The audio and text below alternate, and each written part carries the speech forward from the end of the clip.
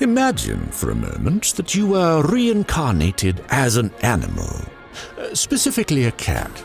There are definitely worse animals you could have been reborn as, yet there are also quite a few that arguably would have been better. Now, let's expand our little hypothetical by adding in some sweet time travel magic into the mix. You see, you're not just any cat. You're a cat in ancient Egypt. You probably know the story. Cats in ancient Egypt were supposedly venerated as gods. But the truth is a bit more complicated than that. To start with, we need to be precise with our definitions. Ancient Egypt spanned more than 3,000 years, and not all of them were as cat-friendly as you'd imagine. If we go back to the beginning, we'll find Menes, who united the Upper and Lower Kingdoms sometime during the 31st century BC. Of course, thanks to our lovely friends over in the archaeology department, we know for a fact that cats had been domesticated no later than the 38th century BC. But these cats weren't of your domestic couch potato type.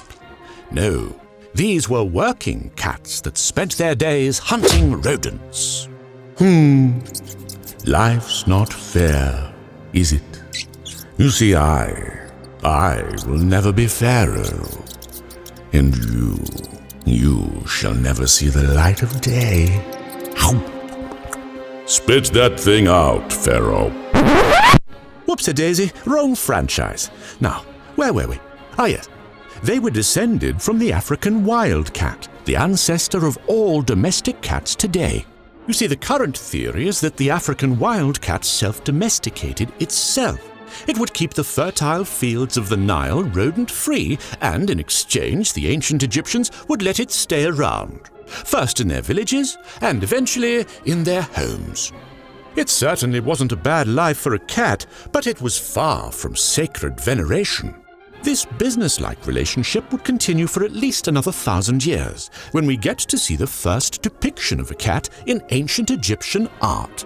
Now, at this point, you might be thinking, well, hold on. Certain Egyptian deities are known to have been depicted as felines during the First Dynasty, so surely cats were worshipped even back then. And to that I say, impressive. You do know your Egyptology, my friend. But it's important to note that these early depictions weren't likening the gods to domestic cats, but rather to larger felines like leopards and cheetahs.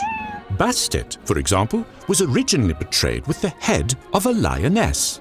Yet, as ancient Egypt reached the zenith of its power and prosperity during the New Kingdom period, its attitude towards cats began to change.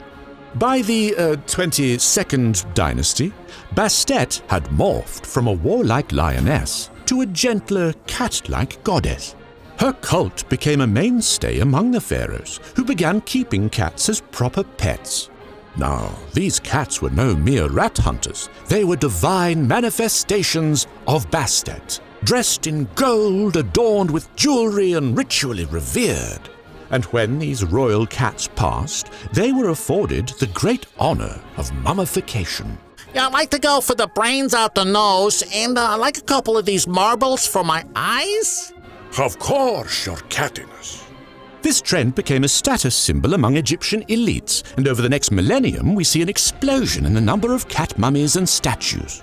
A veritable industry had formed that bred cats exclusively to mummify them, which sounds horrible, but the good news is that the vast majority of cat mummies are of adults, so at least the kitties got to live the happy life for just a little while. Poopsie, stop chasing the slaves! I wasn't kidding when I said industry, by the way. The number of cat mummies we've discovered so far is well into the tens of millions, with heaven knows how many yet to be dug up.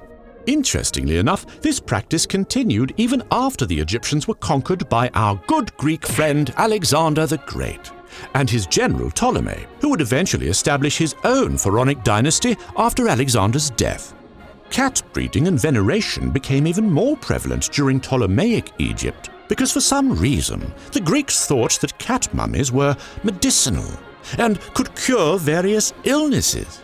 It was probably that old fox Herodotus, spreading fake medical advice and Bastitian propaganda 100 years earlier. Cats remained sacred animals throughout the Hellenistic period, and when Ptolemy's great-great-great-great-great-great-great-granddaughter Cleopatra, I may have missed a few greats here, lost Egypt to the Romans, bless their souls, they just picked up where the Greeks had left off. Pliny the Elder was just one of the numerous authors that verified the totally legitimate pharmaceutical nature of cat mummies, thank you very much. But alas, all good things have an end, and in the case of our furry feline friends, that end came with Jesus. As Christianity spread across the Roman Empire, the cult of Bastet collapsed, and the luxurious ancient Egyptian cat lifestyle died along with it. Nevertheless, I think we shouldn't cry because it's over. Rather, we should smile because it happened. We here at SideQuest have had few reasons to smile over the past few months, yet nevertheless we persevere in our sacred mission of exploring the lesser-known parts of world history. So, if you'd like to help us on this journey, feel free to share our videos around and to support us on Patreon, I tell you. We humbly accept any and all donations, including cat mummies.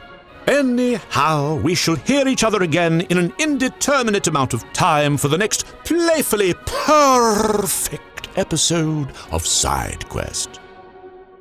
I mean, perhaps we shall let the cat out of the bag. Yes, that's a good one.